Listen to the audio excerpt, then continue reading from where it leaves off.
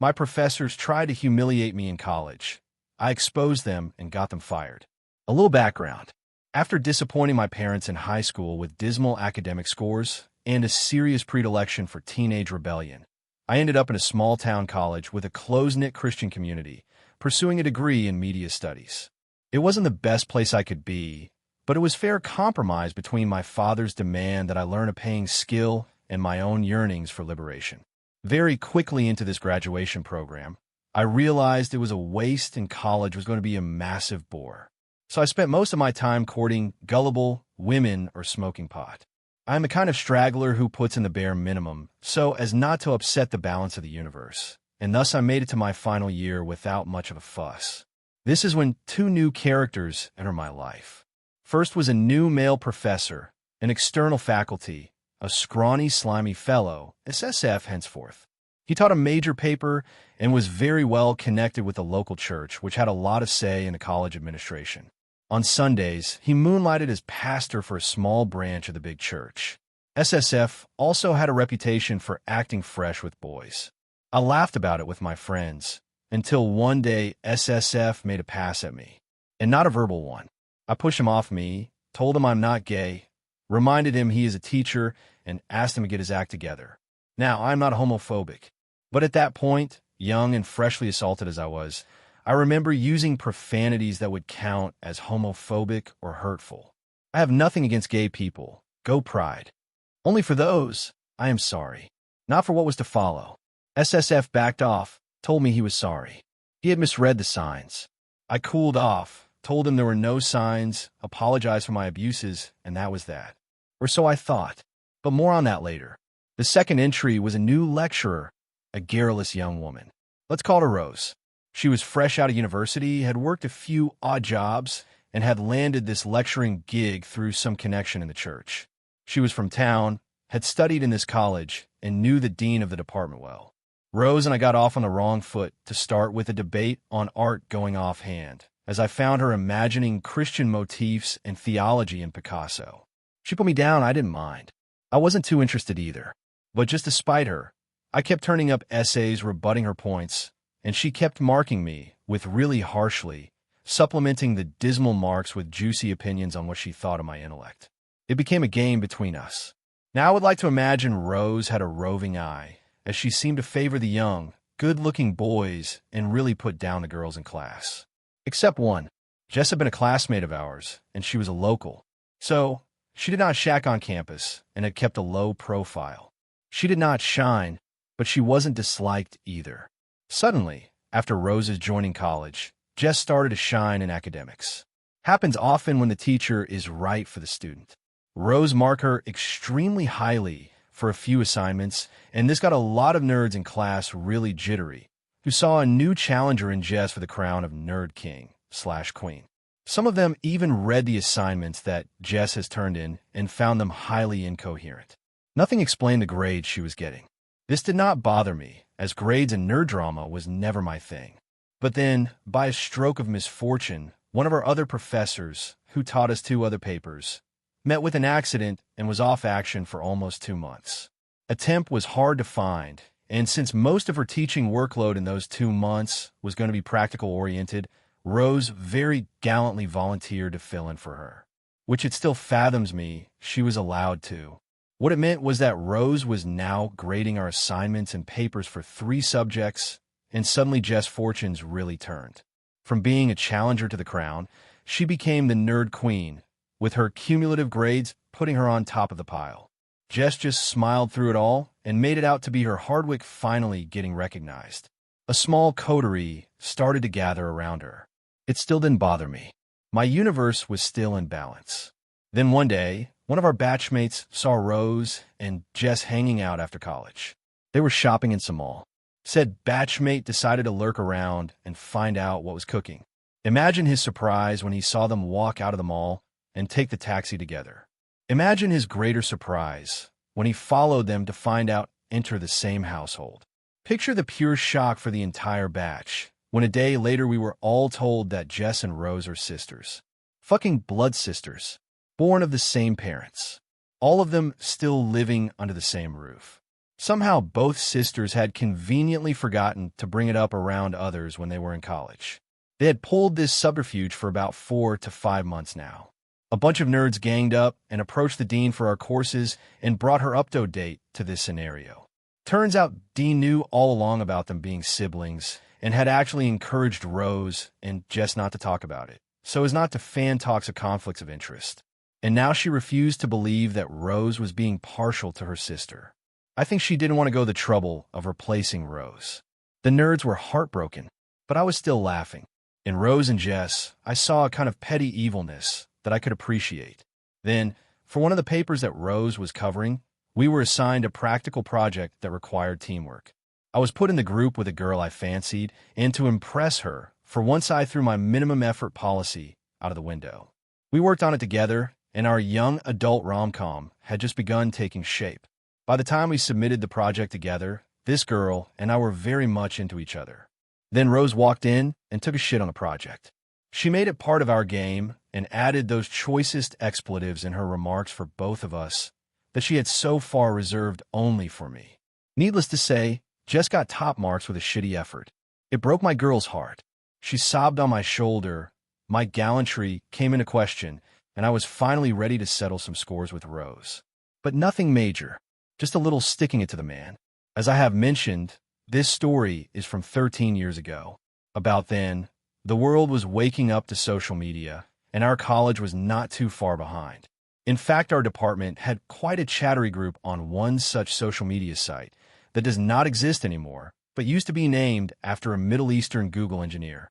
Rose and Jess were not in the group, but some of the faculty were. I started writing and posting long satirical sketches of Rose that ridiculed her teaching abilities and poked at her extra love for baby sister. I was hoping to get some of the faculty to take notice, but mostly I just wanted to be a dick to the sisterhood. A few days in, the post generated a lot of laughs amongst the students on the group, but the faculty stayed away. Not be discouraged, I wrote my worst stinker of a skit caricaturing Rose. Reddit, I'll be honest, I wasn't kind and didn't mince my words. It was a nasty piece of work meant to hurt. I wrote it, posted it, gloated with a few buddies who commented and forgot all about it. Here, I need to pause in my narrative and tell you folks about another stroke of misfortune that befell me at this point. One fine lazy afternoon, between classes, I had rolled myself a little doobie and smoked that thing in the college loo. As I stepped out, after washing my eyes, I found a familiar face of SSF grinning at me, with all the mischief and slime he could muster. The air around us reeked of weed, and SSF's grin grew broader. He told me what my options were. He could A, tell my parents, B, tell the college, C, tell the cops. Or D, I could suck his dick and he would forget about it altogether. I thought he must be joking, but SSF held that stupid grin and slunk out of the loo, stoned and slightly scared TBH. I had no intentions of getting anally raped by SSF for smoking pot. But I had no time to worry about that as I started getting frantic calls from batchmates. Rose and Jess had found out about the group and my posts. Jess has made a few crying calls to people, and Rose was livid. The group's moderator, one of our batchmates, panicked and deleted the entire thread. I was summoned by the dean for an emergency meeting. When I arrived in her room, Rose and Jess were already there, sobbing bucket loads, calling me names, and holding up printouts of my posts.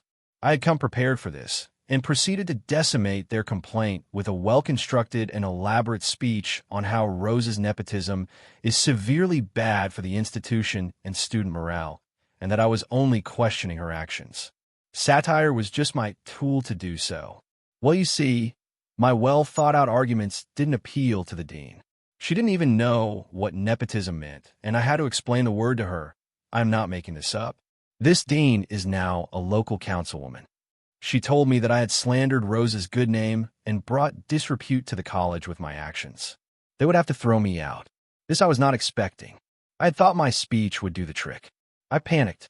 After all the effort dawdling through this course, I needed the degree. Then, gathering my wits, I told the dean that my opinions weren't just mine alone. The nerds had brought it to her attention as well. The dean tried to play it down, saying the nerd issue had been dealt with, but I called BS on that. I demanded she involve my entire class to see whether they would back me up on this. Rose said they won't. Jess was sure too. The dean agreed, thinking this will sort the mess simply. No class would gang up against faculty. Like all bad managers, she did not realize that her stopgap quick-fix solution would open a can of worms. I was playing a gamble. I had no idea what my class would say. Sure, some of them had laughed and commented on the posts, but would they really stand up for me? I had no idea I was even that liked. But I guess the class had enough of Rose. Or they just liked my satire. Bottom line is, when Dean assembled the class and called a vote on the matter, our entire class, apart from Jess, agreed that Rose was unfair and nepotistic. They backed me up. I had never been particularly attached to my class, except the girl. But now I could kiss each of them. The dean had to agree that maybe, just maybe, Rose was unfit for the job. A departmental inquiry had to be instituted so that these charges could be heard. I wasn't going to be thrown out after all. Rose was not happy, and I think she went to church with it. For soon I found myself in front of the president of the college, along with Rose and the dean. Rose painted it to seem like I had turned the class against her, and I had inflicted psychological damage on Jess. The president consulted the dean, heard all that had happened, and decided to let the inquiry make up its own mind. At this point, I began to suspect the department inquiry was going to be heavily stacked against me. As an added bonus, the president decided that the college needed an internet communication policy, a protocol on what students and teachers can say or discuss about the college and its functioning over social media and the internet. It was to include rules on how students and teachers interacted over the internet and recommend punishment for misdemeanors. This was still the nascent stages of social media, folks. Colleges didn't know what to do back then. Most of the college did not know about this internet code being formulated. I did, because the dean and Rose had both taken out time from their busy teaching schedules to inform me that as soon as this internet code had been formulated, I would be chucked out for my actions. My days in college were numbered. My girl cried more on my shoulder. I felt like a tragic hero, a champion of the people, who will take the fall for his brethren. My class mourned me. In this state of mind, I returned to my dorm to find an email from SSF. He wanted to know what I had decided about his offer. In all this Rose social media fiasco, this shit had completely slipped my mind. I wanted to write back telling SSF to fuck off. Now that I was getting chucked out, his threats didn't matter. But then something struck me. I started exchanging emails with SSF and realized he had no idea about the Rose thing or the impending internet code. He was an external faculty. This was God sent. You see where all this is going now. Well, suffice to say that over the next couple of days, over a series of emails with SSF, I discussed my apprehensions about the offer and my hesitations as I was not gay. I played the scared victim here and let him coax me into giving in to his demand. Honestly, I was just baiting him and waiting for the president's code to roll out. Sure enough, a couple of weeks later, our college unveiled its internet policy, banning social media for both students and teachers alike, and the usual set of guidelines to follow while interacting on the internet. By now, I had gathered enough dirt on SSF. So, when the president summoned me for a disciplinary hearing under the new internet code, I sat down and wrote the speech I was going to give to the president. My girl was in on this, and she helped me with it. Once I was confident about what to say, I printed out the email exchange, neatly bounded it all together into one file, and headed to the president a little before the appointed hour. I met him and showed him the entire email exchange.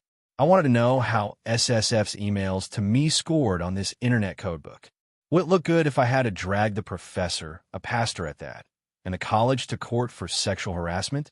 What would a good Christian town say about that? That did the trick. His tone changed. He saw my angle in all of this and promised action. I also told the president that the dean sucked at her job, which is why creep like SSF and nepotistic shits like Rose ran riot. Now I didn't want any of them, Rose, the dean, or SSF, to be able to screw my career. The president assured me that they won't be left capable to do that, but I had to keep my mouth shut about those emails. I took the deal. A week later, I signed a non-disclosure with the college, handed them all the printouts, and deleted my emails under their lawyer's supervision. SSF's contract with the college was terminated, and he was expelled from his church. No one knew why. His life was destroyed. He hasn't had a job since and last heard. He was living with and off his mother. The dean was let go, and she discovered a second career in politics and went on to become a councilwoman, which she still is. Rose was let go as well, while Jess finished college quietly without much fuss. Last heard, both sisters together run a store in town. I graduated with distinctions in all papers that Rose and SSF handled, thanks to the president's intervention, winky face, which put me pretty high on the merit list, and made the nerds jealous. I don't know if this counts as pro-revenge, and I am sorry if I've wasted your time. I was just a pesky senior who screwed up, but got lucky when a professor hit on me. And yes, the college had a new internet usage policy.